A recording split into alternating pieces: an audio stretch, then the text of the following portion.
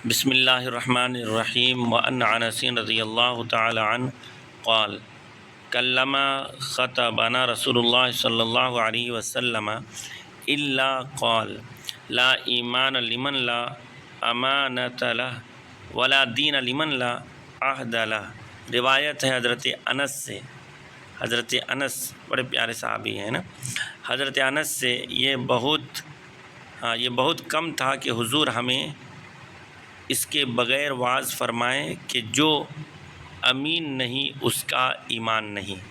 حضور کیا فرما رہے ہیں کہ جب بھی حضور لوگوں کو کچھ بولتے، کچھ نصیحت کرتے ہیں تو کہتے ہیں جو امین نہیں اس کا ایمان نہیں۔ امین امانتوں کی حفاظت کرنے والا، کوئی چیز ہے کسی کی تو اس کی کیا کریں، حفاظت کریں۔ تو رکھی والی چیز امانت ہو گئی، اور جو حفاظت کرنے والا ہو گیا وہ امین ہو گیا۔ تو جو امین نہیں وہ ایمان، اس کا ایمان نہیں، اور جو پابند وعدہ نہیں اس کا دین نہیں۔ ہاں، جیسے کوئی کہا کہ ہاں کل آپ سے ہم یہیں پر ملاقات کریں گے، اور ملاقات نہیں کیا، وعدہ خلافی کیا۔ کسی نے کوئی دعوت دی کہ کل آپ کی میرے یہاں کھانا کھانے کی دعوت ہے، کہا ٹھیک ہے قبول ہے، لیکن وعدہ کے خلاف کیا، وعدہ پورا نہیں کیا۔ اس طرح سے ہر وہ چیز جو ایک امانت کے طور پر سامنے آئے اس کی حفاظت کرنے والا امین ہوگا، اور وعدہ کو پورا کرنے والا کامل مومن ہوگا۔ اس لیے جو وعدہ کیا جائے اسے پورا کیا جائے۔ لین دین میں آج کل بہت زیادہ یہ سب چلتا ہے، لوگ بڑے پیار سے کہتے ہیں لینے ٹائم کیا رے دے دیجیے، نہ دے دیجیے، بڑے مجبوری ہے، آپ کو بس 2 دن کے اندر دے دیں گے۔ میرے پاس ایسے کئی ایک مثال موجود ہیں جنہوں نے کہا کہ بس فوراً آپ کو یہ چیز دے دی جائے گی یا آپ کا سامان لوٹا دیا جائے گا، لیکن وہ ٹائم سے کبھی نہیں دیتے ہیں۔ یہ سب وعدہ خلافی کرنے والے لوگ ہیں، سمجھ رہے ہیں؟ لہذا امانت داری اور پابندی وعدہ کے بغیر ایمان اور دین کامل نہیں۔ امانت میں کیا کیا آتا ہے؟ مال، دولت، زر، سونا چاندی، لوگوں کی عزت و آبرو، اس کی بھی تو حفاظت ہونی چاہیے۔ یہ نہیں کہ کسی کی عزت اچھال دی ہے نا، اس کی بھی، حتیٰ کہ عورت کی اپنی عفت سب داخل ہے، یعنی عورت کی بھی عزت و وقار کی بھی حفاظت کرنی چاہیے۔ بلکہ سارے اعمال صالحہ بھی اللہ کی امانتیں ہیں۔ حضور کی عشق و محبت حضور صلی اللہ علیہ وسلم کی امانت ہے، لہذا اس حضور صلی اللہ علیہ وسلم کی محبت پر کوئی بولے، کوئی کچھ کہے تو اس کی بھی حفاظت کرنا ہماری ذمہ داری ہے۔ ہمارے پاس حضور کی محبت ہے تو ہم اس کی حفاظت کریں تو ہم اس کے امین ہوئے۔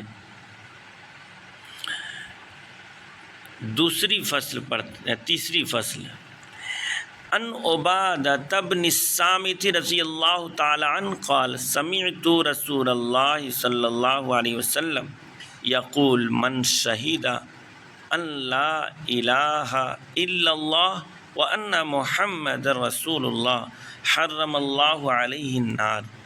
روایت عبادہ بن صامت سے فرماتے ہیں میں نے حضور صلی اللہ علیہ وسلم کو فرماتے ہوئے سنا، جو گواہی دے کس بات کی؟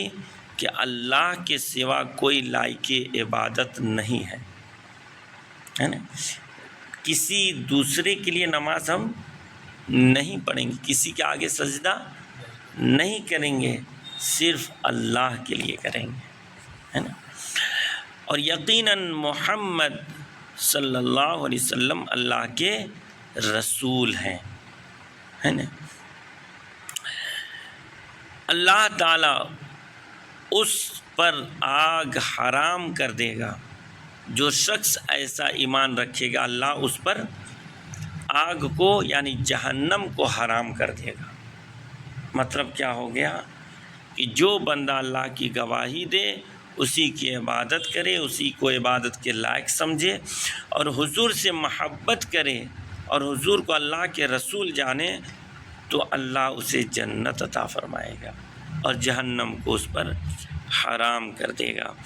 اس سے مراد یہ ہے کہ شریعت کے کل سارے کے سارے عقائد اور ایمان اس کے درست ہوں گے تو اللہ رب العزت اسے دوزخ میں نہیں بھیجے گا بلکہ اسے جنت عطا فرمائے گا۔